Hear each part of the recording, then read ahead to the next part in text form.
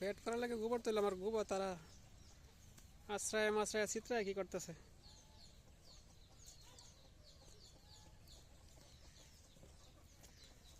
আজকে রোদ উঠছো নাকি আব্বা?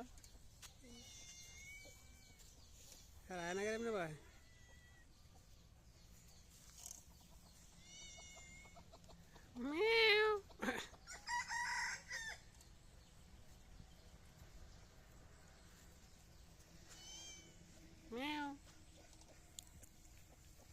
কি কস?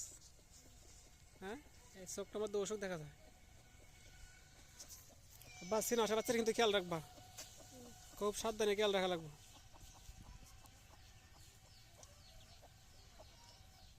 কারণ একটা মরে গেছে, আর একটা উঠছে না, এমনি ডিমও নষ্ট হয়েছে, অনেকটা লস কিন্তু।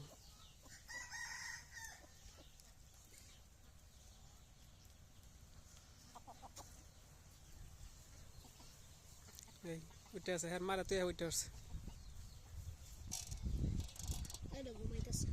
হ্যাঁ, এটা কিন্তু আর 10 দিন পরে বাচ্চা দিব, সাবধান খেয়াল রাখবা কিন্তু। 15 তারিখ ডেট দাও। আর ওই যে এটা হইল গিয়া ফেব্রুয়ারি 21 তারিখ, একটা জানুয়ারির 15 তারিখ, আর হইল গিয়া ফেব্রুয়ারি 21 তারিখ। বেডের কাম কোন সময় শেষ করা? যে রোদ উঠছে,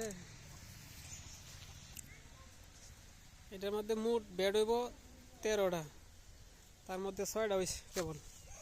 1 2 3 4 5 6, কেবল 6টা হয়েছে, আরও 7টা হইব। তো সারাদিনে শেষ করার কথা, শেষ করে এলাম।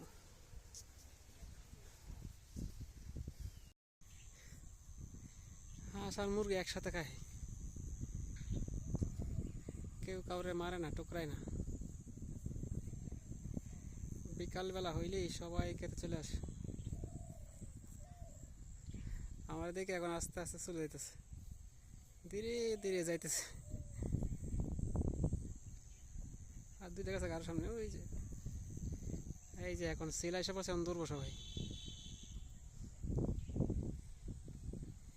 কা কা কালকে ফানি ধরাম, কা ফানিটা হলে আরো ভালো করে খাইতে পারবে।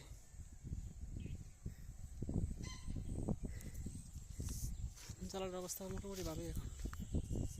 সার দিয়েছিলাম গত সপ্তাহে, কদিন করে লাগানোর উপযুক্ত হয়ে যাব। 27-28 দিন বয়স হয়ে গেছে।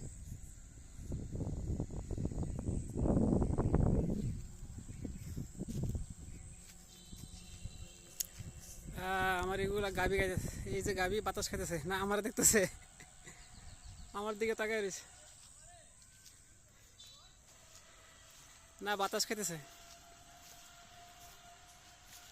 হ্যাঁ কি